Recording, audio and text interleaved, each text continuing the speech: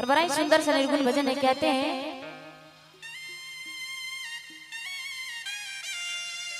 कि जब एक आत्मा इस शरीर को छोड़कर उस परमात्मा के पास जाती है तो उनके परिवार वाले रोते हैं, बिलखते हैं और निर्गुण के माध्यम से उन आत्मा से कहते हैं। और देखिए बड़ा ही सुंदर सा निर्गुण है, इसके शब्द शब्द में भाव है। कहते हैं कि संत लोग अगर कुछ लिखते हैं तो बड़े ही सोच समझ कर लिखते हैं। तो ये बड़ा ही सुंदर सा निर्गुण भजन, इनके शब्दों पर आप लोग गौर करेंगे। आइए उस आत्मा के लिए बड़ा ही प्यारा सा निर्गुण भजन उनके परिवार वाले उन आत्मा से कहते हैं कि कवने बिरछिया ए चिराई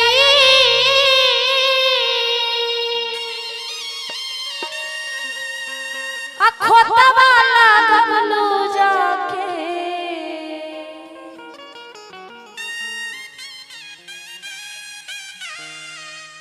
कि कवने बिरछिया ए चिराई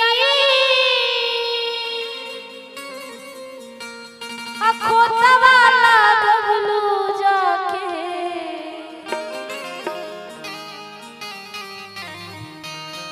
हई सुन कई के अंगना हमार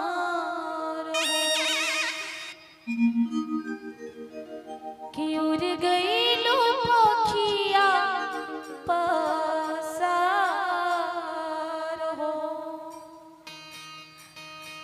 हो रामा हो रामा हो रामा हो।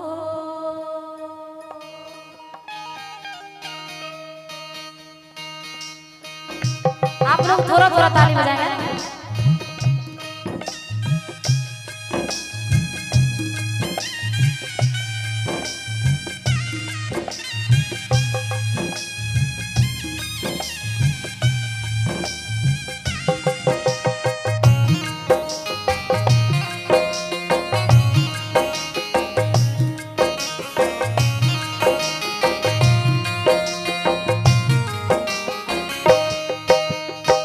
कवने बिरछिया चिराई खोता वाला गबलू जाके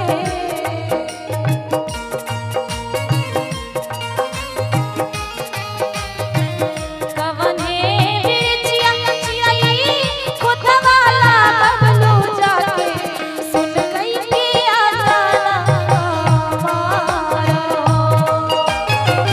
उड़ गई लो पखिया पसार कवने नागरिया चिरई खोता वाला गबलू जाके कवने बिरछिया चिरई खोता वाला गबलू जाके सुन कई के आना हमारा उड़ गई लो पखिया पसार हो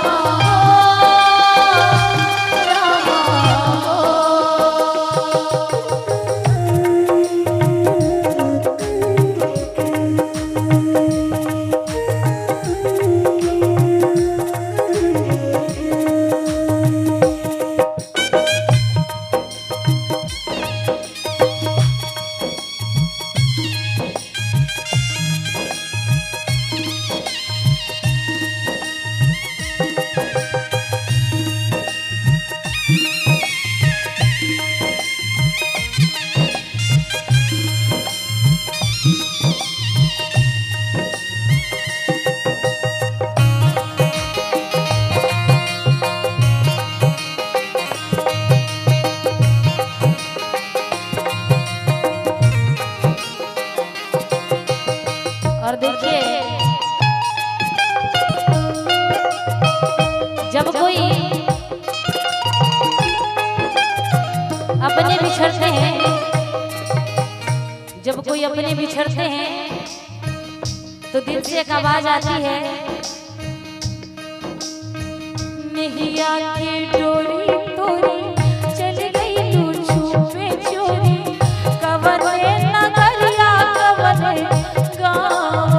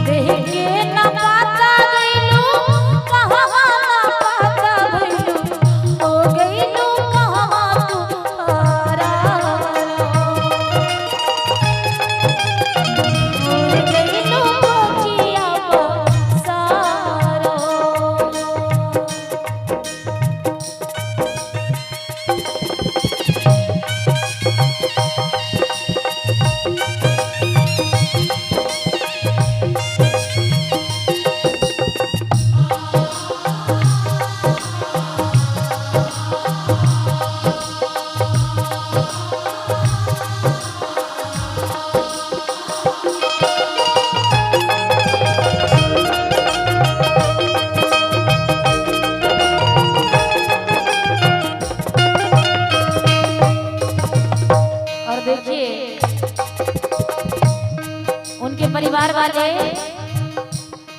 अपने पापा से अपने दादा से कहते हैं कि आज घर में इतने सारे जन हैं, इतने सारे लोग हैं, पर आपके बिना पूरा घर सूना सूना सा लग रहा है, पूरा आंगन सूना सूना सा लग रहा है, पूरा द्वार सूना सूना सा लग रहा है।